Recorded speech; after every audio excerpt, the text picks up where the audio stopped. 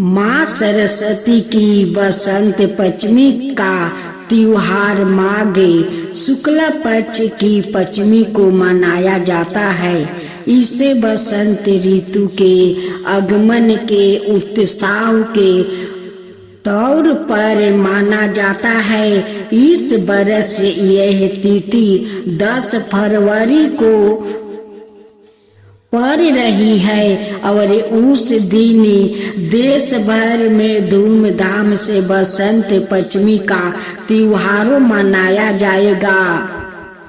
विद्या और बुद्धि की देवी माँ सरस्वती के अवतरण दिवस के तौर पर बसंत पंचमी मनाई जाती है। इस अवसर पर विद्यार्थियों, लेखक, कवि, गायक, वैदक और साहित्य कला जगत से जुड़ी सभी लोग माँ सरस्वती का पूजा बंधन करते हैं। ऐसे जानते हैं माँ सरस्वती के अवतरण से जुड़ी पौराणिक कथा और महत्व। पूजा विधि माँ सरस्वती के अवतरण के उपलक्ष्य में बसंत पंचमी मनाई जाती है। पुराणों में बताया गया है कि जगत रचिता ब्रह्मा जी एक बार ब्रह्मांड पर निकले तो उन्हें सारा ब्रह्मांड मुख नजर आया। चारों ओर अजीब सी खामोशी थी। यह देखकर उन्हें दृष्टि की रचना में कुछ कमी सी महसूस हुई। बसंत पंचमी की दिन माँ सरस्वती की पूजा की जाती है। बसंत पंचमी के अवतरण पर विशेष कर स्कूल कॉलेजों में ज्ञान वाणी एवं कला की देवी माँ सरस्वती की विधि पूर्वक पूजा की जाती है। सरस्वती बंधन आरती से माँ शारदा को पसंद किया जाता है। सरस्वती पूजा के समय इस कथा का श्रवण करने से माँ शारदा प्रसन्न होती है। ज्ञान बुद्धि में वृद्धि के साथ मनोकामनाओं की पूर्ति करती है। एक दिन ब्रह्मा जी पृथ्वी पर विचरण कर रहे थे। उन्होंने सभी जीवों को देखा और अपनी रचना पर प्रसन्न हुए। हालांकि कुछ समय बाद उनको इस बात का एहसास हुआ कि पृथ्वी पर हर और शांति एवं सन्नाटा पसरा हुआ है। तब उनको वाणी ज्ञान कला की देवी का विचार आया। उन्होंने अपने कमंडल से जल निकाला और देवी का आह्वान करते हुए पृथ्वी पर छिड़क दिया। उसके प्रभाव से माता सरस्वती कमल आसन पर विराजमान होकर प्रकट हुई। उनकी 4 भुजाएं थी। वो हाथों में पुस्तक वाणी माला धारण किए हुए आशीर्वाद दे रही थी। ब्रह्मा जी ने उनको देवी सरस्वती के नाम से पुकारा। इस प्रकार से उनका नाम देवी सरस्वती हुआ। ब्रह्मा ने बताया कि इस दृष्टि में इनका प्रकाट जीवों को वाणी ज्ञान देने के लिए हुआ है। तब माता सरस्वती ने अपने बीना के तार से मधुर ध्वनि उत्पन्न की। फिर उसने जीवों की वाणी मिली। सभी जीवों अपने सवार में बोलने लगे। माँ सरस्वती की कृपा से दृष्टि में अलग अलग प्रकार की मधुर ध्वनि सुनाई देने लगी। समय के साथ साथ वाणी से गीत और संगीत निकलने लगे। आज सुने गजानन भगवान की व्रत कथा। एक बार की बात है कि कैलाश के शिव सदन लोक में बैठे थे। पीताम्बर वर्मा शिव के पास बैठे हुए थे। उसी समय वहाँ देव ऋषि नारद पहुँचे। उनके पास एक अतिशय सुंदर और सुवासित उर्वा फल था।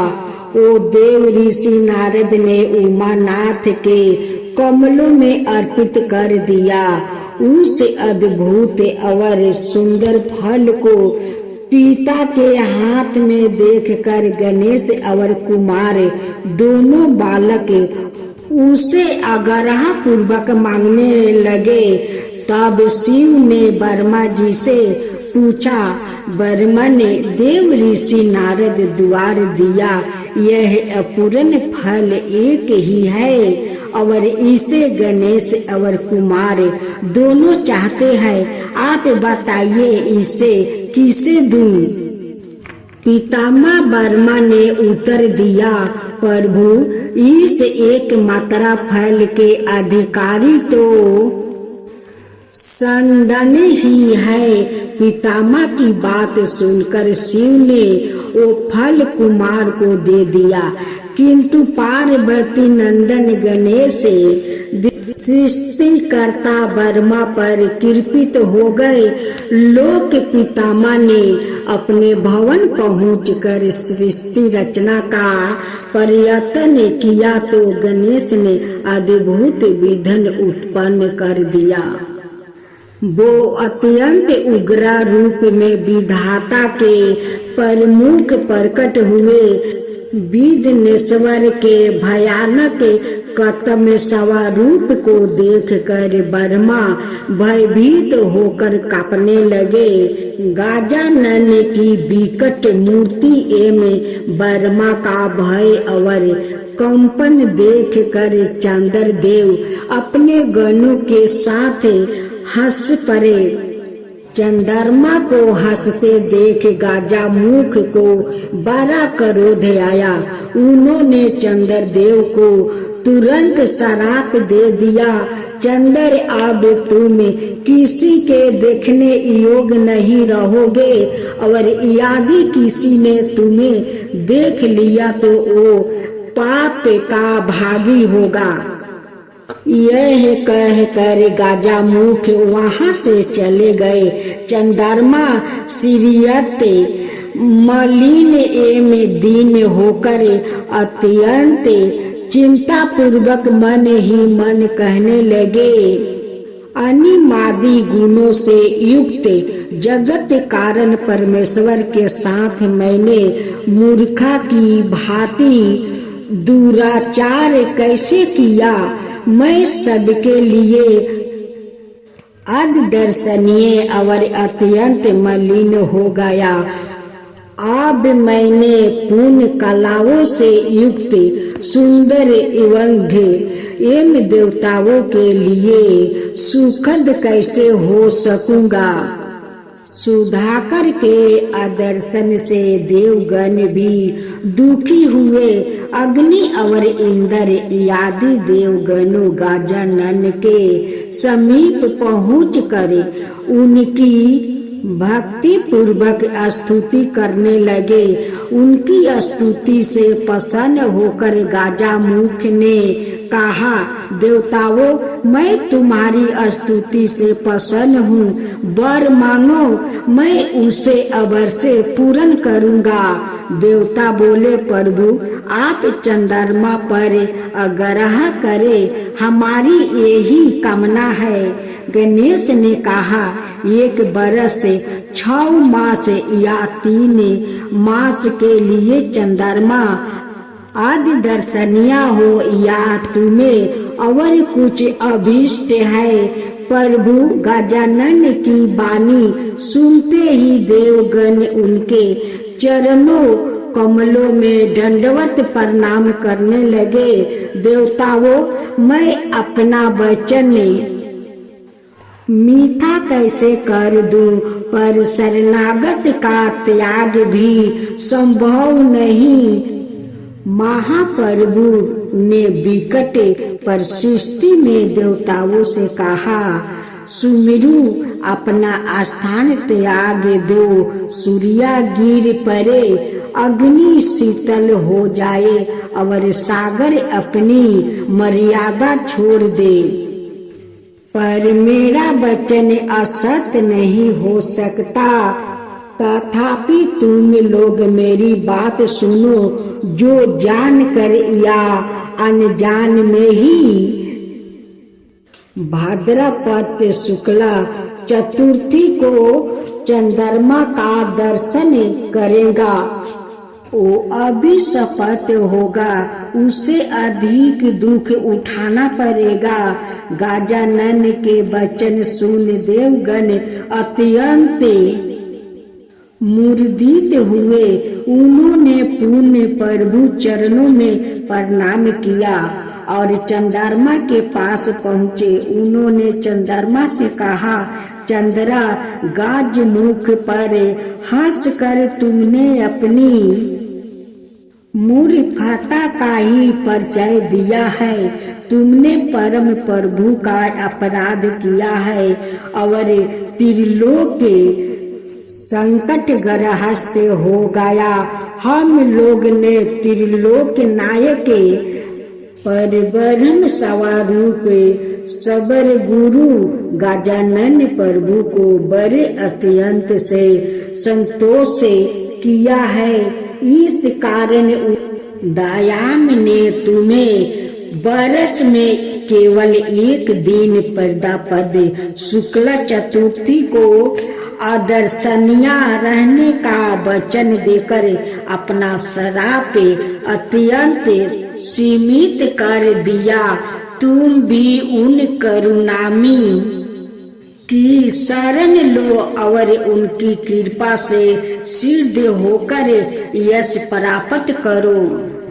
देव इंद्र ने सुधांशु को गजानन के एकाक्षरी मंत्र का उपदेश दिया और फिर देवगणों वहां से तट पर सबर सुखदायक प्रभु गजानन का ध्यान करते हुए उनके एकाक्षरी मंत्र का जप करने लगे।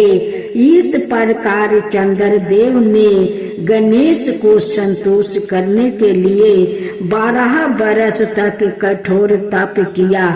इससे आदिदेव गजानन प्रसन्न होकर चंद्रमा के सम्मुख प्रकट हो गए। जब चंद्रमा ने प्रभु के महान स्वरूप को देखा तो वो आश्चर्यचकित होकर भय से कांपने लगा। किंतु फिर उन्होंने मन ही मन विचार किया, मेरे सम्मुख दयामय गजानन ही मुझे कृतार्थ करने के लिए प्रकट हुए हैं। या सोच कर उन्होंने गजानन से कहा, दया निधान, मैंने अज्ञान दोष के कारण आपके प्रति अपराध किया है, इसके लिए मुझे क्षमा प्रदान करो। मैं आपकी शरण में आया हूँ। यदि आप शरणागत का त्याग कर देंगे तो यह आपके लिए भी दोष की बात होगी। अतः मुझ पर कृपा कीजिए। चंद्रमा की मिनती भरी प्रार्थना सुनकर प्रभु गणेश ने कहा, चंद्रदेव, पहले तुम्हारा जैसा रूप था वैसा ही हो जाएगा, किंतु जो मनुष्य प्रदापद शुक्ला चतुर्थी को तुम्हें देख लेगा वो निश्चय ही अभिश्राप का भागी होगा। उसे पाप हानि में गुढ़ता का समान करना पड़ेगा। उस तिथि को तुम आदर्शनीय रहोगे। कृष्णा पक्ष की चतुर्थी को जो लोग द्वार व्रत किया जाता है उसमें तुम्हारा उदय होने पर अत्यंत पूर्वक मेरी और तुम्हारी पूजा होनी चाहिए। उस दिन लोग को तुम्हारा दर्शन अवश्य करना चाहिए। अनाथ व्रत का फल नहीं मिलेगा। तुम एक अंश से मेरे लालट पर रहोगे। परम प्रभु गजानन के बर जय गणेश जय गणेश जय गणेश देवा। माता जानकी पार्वती पिता महादेवा। जय गणेश जय गणेश जय गणेश देवा। एक दांत दयावंत चार भुजधारी। मस्तक सिंदूर सोहे मूस की सवारी। जय गणेश जय गणेश जय गणेश देवा। माता जानकी पार्वती पिता महादेवा। अंधन को आँख देते कोढ़ियन को काया। बाजिन को पुत्र देते निर्धन को माया। जय गणेश जय गणेश जय गणेश देवा। माता जानकी पार्वती पिता महादेवा। हार चढ़े फूल चढ़े और चढ़े मेवा। लड्डुअन का भोग लगे संत करे सेवा। जय गणेश जय गणेश जय गणेश देवा। दीनन की लाज रखो शुभ सुतिवारी। कमना का पूरा करो जग बलिहारी। जय गणेश जय गणेश जय गणेश देवा। सूर्य सायं शरण आए सफल की जो सेवा। जय गणेश जय गणेश जय गणेश देवा। माता जानकी पार्वती पिता महादेवा। जय गणेश जय गणेश जय गणेश देवा। माता जानकी पार्वती पिता महादेवा।